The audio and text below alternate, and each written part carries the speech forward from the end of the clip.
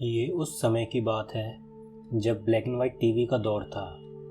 लोग शाम को अपनी छत पर सोया करते थे। ये दौर था 90s का, जहाँ रात में सोते समय कहानियाँ सुनने सुनाने का मज़ा ही कुछ और था। हम ऐसे ही समय की एक कहानी लेकर आए हैं जिसके दो किरदार हैं, मामी और राजू।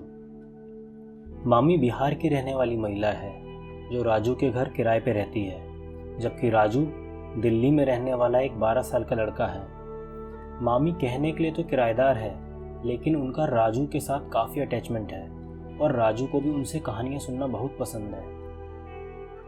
गर्मियों के दिनों की बात है। एक रात राजू मामी से कहता है कि मामी आज कोई इंटरेस्टिंग कहानी सुनाओ। मामी कहती है, ठीक है, चलो तुम्हें आज अपने गांव से जुड़ी एक सच्ची भूतिया कहानी सुनाती हूँ, लेकिन अगर तुम्हें डर लगे तो मुझे बता देना, मैं कहानी सुनाना बंद कर दूँगी। राजू कहता है, ठीक है मामी, मैं नहीं डरूँगा, आप सुनाओ। मामी बताती है कि एक बार उनके जेठ भूषण जी को एक पास के गांव से दावत का न्योता आया, और जैसे कि गांव में होता है, लोग एक दूसरे के दुख सुख में शरीक होते हैं, तो उनके जेठ जी भी दावत खाने पास के गांव चले गए। दावत ख़त्म होते होते शाम के करीब 6 बज जाते हैं। काफ़ी अंधेरा हो जाता है और वो वापस साइकिल से अपने घर निकल लेते हैं। रास्ते में काफ़ी बड़ा सुनसान जंगल पड़ता है। वो वहाँ से निकल रहे होते हैं, तभी उन्हें किसी के कदमों की आहट सुनाई देती है। जेठ जी पीछे मुड़ के देखते हैं तो उन्हें एक शहद वाला दिखता है।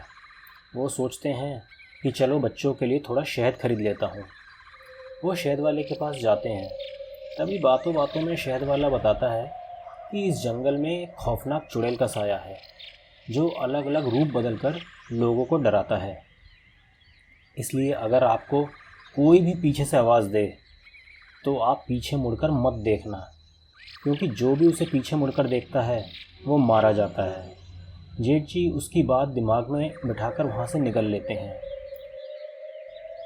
चलते चलते शाम से रात हो जाती है। जंगल में झिंगुरों की आवाज़ें गूंजने लगती हैं। बरगद के पेड़ तेज हवा से सरसराने लगते हैं। ऐसी आवाज़ें सुनकर जेठ जी को डर लगने लगता है और वो तेज़ तेज़ साइकिल का पैडल मारने लगते हैं ताकि जल्दी से घर पहुंच सकें। तभी उन्हें पीछे से किसी औरत की आवाज़ आती है।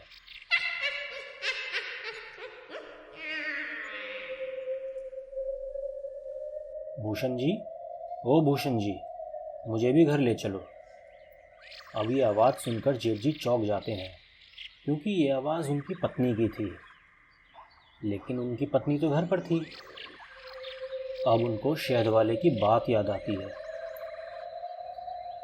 जेठ जी समझ जाते हैं कि ये उनकी पत्नी नहीं बल्कि चुड़ैल है,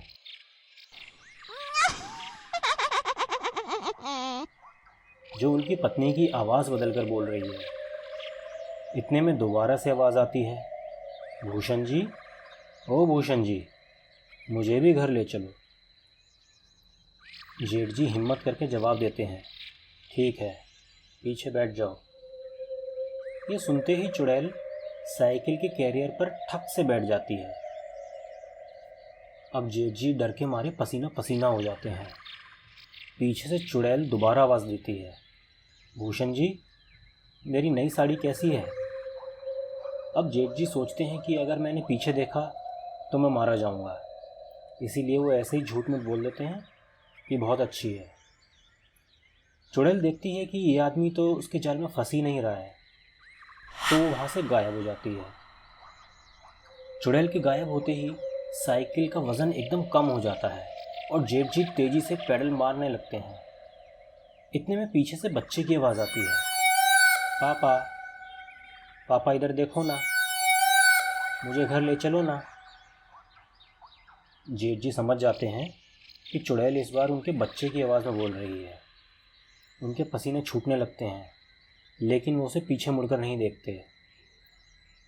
घर पहुंचते ही जेठ जी साइकिल एक साइड में खड़ी करते हैं और दौड़कर अपने बीवी बच्चों को गले लगा लेते हैं। उन्हें ठीक ठाक देखकर उनकी जान में जान आती है और वो सारा एक्सपीरियंस अपने परिवार के साथ शेयर करते हैं। इधर मामी की कहानी सुन के राजू बहुत खुश हो जाता है और वो एक और नई कहानी की डिमांड करता है, जिसमें मामी कहती है कि राजू, अब रात बहुत हो गई है, तुम सो जाओ, मैं कल फिर से एक और इंटरेस्टिंग कहानी सुनाऊंगी। मामी की बात मानकर राजू सो जाता है। अगर आप लोग भी ऐसी ही कहानी और सुनना चाहते हैं तो चैनल को सब्सक्राइब करके बेल आइकॉन को प्रेस कर दें, ताकि जैसे ही हम न्यू कहानी पोस्ट करें आपको उसका नोटिफिकेशन मिल जाए।